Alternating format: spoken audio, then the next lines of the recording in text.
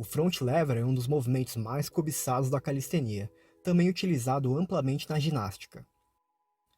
Apesar de ser geralmente considerado um exercício de nível intermediário, é por vezes muito difícil para certos praticantes, haja visto a influência de fatores físicos individuais. Nesse vídeo, eu tento passar de forma detalhada e objetiva os passos e conhecimentos dominados por mim na jornada do meu front lever. Braços completamente estendidos, corpo paralelo ao chão, pernas completamente esticadas e pés apontados são algumas características da execução perfeita do front lever da calistenia e na ginástica olímpica. Conseguir chegar especificamente nessa posição foi um pé no saco. O meu primeiro front lever parecia mais ou menos com isso. Isso indica que dominar 2 a 3 segundos de movimento pode ser difícil, porém, masterizá-lo na melhor posição possível e por grandes períodos de tempo leva bastante treino. Mas não é impossível, obviamente. O YouTube dá visibilidade aos vídeos com mais engajamento, então peço que se você quiser me ajudar nessa empreitada, dê um like nesse vídeo, inscreva-se no canal e ative o sininho. Antes de tudo, é interessante estudar brevemente a biomecânica e cinesiologia básica do movimento. O front lever, a rigor, é um movimento que utiliza basicamente quase todos os músculos do corpo. Ou seja, uma rotina que contemple condicionamento do conjunto de músculos superiores e inferiores é essencial. Porém, aqueles que precisam lidar em maior parte com a sobrecarga são os músculos das costas. O front lever é um movimento de contração muscular isométrica, isto é, quando existe tensão na musculatura envolvida, mas sem a dinâmica de encurtamento e ou alongamento dela. A ação muscular em evidência é a extensão do ombro, executada com os braços estendidos movidos no plano sagital. Os músculos envolvidos nessa ação são latíssimo dorsal, teres maior, porção external do peitoral maior, deltoide posterior e a cabeça longa do tríceps. Para entender brevemente como a resistência atua sobre o corpo nessa posição, pense da seguinte forma. O movimento humano ocorre por intermédio do uso organizado de um sistema de alavancas. Uma alavanca pode ser vista didaticamente como uma barra pela qual possui um ponto fixo chamado fulcro ou eixo de rotação, assim como uma força contrária a uma resistência. A gangorra é um exemplo clássico. Pensando no corpo humano, nossas articulações podem ser vistas como eixos de rotação, ossos como as barras e os músculos contraem para exercer força contrária à resistência. Na verdade, os ossos ou o peso do segmento corporal podem ser a única resistência aplicada. Bem, você já começou a ligar os pontos, né? O front lever, traduzido do inglês alavanca frontal, se olhado de forma macroscópica, é uma alavanca de terceira classe ou interpotente, onde a força contrária à resistência está entre o eixo de rotação e a resistência. Dentre os 3 tipos de alavanca existentes, a alavanca de terceira classe é a que possui a menor vantagem mecânica de todas, pois o braço da força é menor do que a resistência. Ou seja, os músculos envolvidos na extensão do ombro precisam lidar com uma sobrecarga significativamente alta para fazer com que o momento resultante das forças seja zero, fazendo com que o corpo permaneça estático na posição.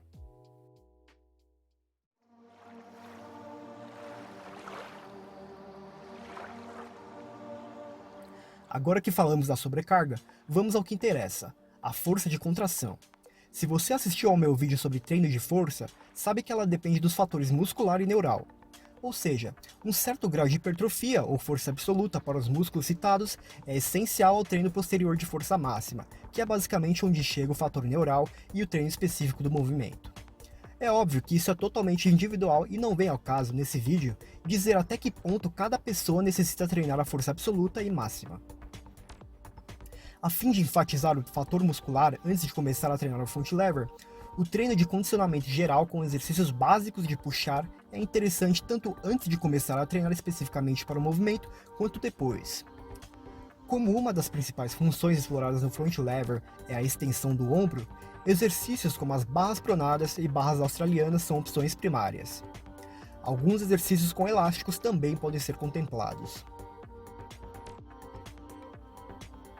O abdômen, apesar de ter o grau de sua importância relativamente questionada no front lever, não deixa de ser uma área requisitada.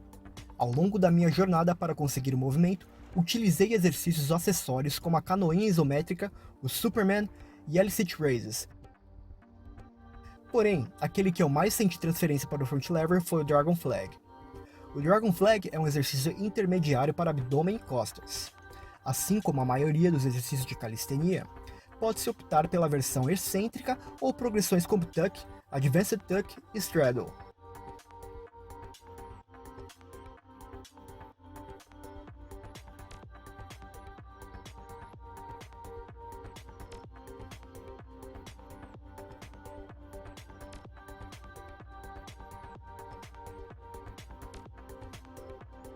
Alguns alegam ter conseguido dominar o front lever apenas fazendo barras ou barras com peso extra, através daquilo que seria chamado carryover effect, ou efeito transferência, no qual a força que se consegue em um exercício é passado para outro. Apesar disso, eu pessoalmente prefiro não apostar em apenas uma estratégia.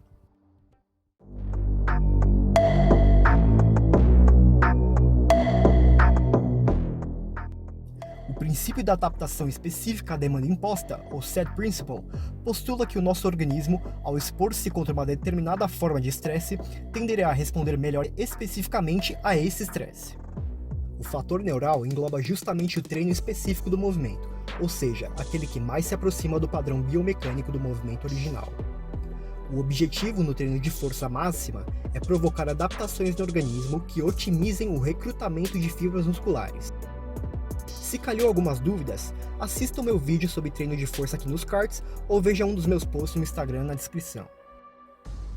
O front lever é um movimento executado com os braços estendidos, que é um fator amplamente requisitado na ginástica olímpica e até em campeonatos de street workout. Levando-se em conta a hierarquia de exercícios no treino e sabendo que aqueles de alta intensidade são os que mais demandam a ação do sistema nervoso central, o mais interessante para mim é começar com os exercícios específicos, o treino de força. Vamos à primeira categoria de progressões: estáticos com os braços estendidos. Sendo front lever um movimento estático, é natural que uma porção das progressões sejam estáticos. Dentre elas, nós temos a Tuck, Advanced Tuck número 2, Straddle Half Lay e Half Lay.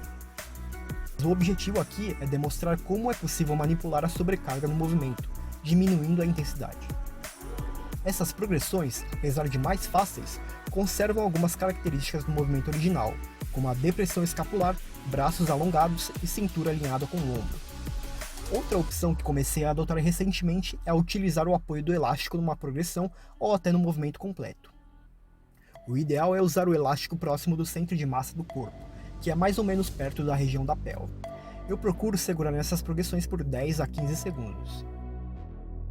Dinâmicos com os braços estendidos. São basicamente os front lever raises. Partindo da isometria numa dada progressão entre 2 a 3 segundos, realiza-se uma contração concêntrica até o chamado inverted hang, ou apoio invertido. Depois, uma contração excêntrica novamente para a isometria, repetindo o movimento. Os front lever raises, partindo-se do apoio normal, são particularmente bem mais difíceis do que a própria isometria, e eu considero ser mais vantajoso deixá-los para os treinos mais avançados. Vale ressaltar que nas argolas é possível fazer movimento na amplitude completa. Dinâmicos com a flexão dos braços. Trata-se dos front lever pull-ups ou puxadas no front lever, como quiser. Esses não têm tanto segredo.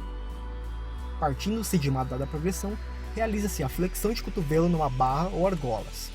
Como esses são um pouco mais difíceis, geralmente saem melhor com progressões mais fáceis. São igualmente passíveis de realização com elásticos.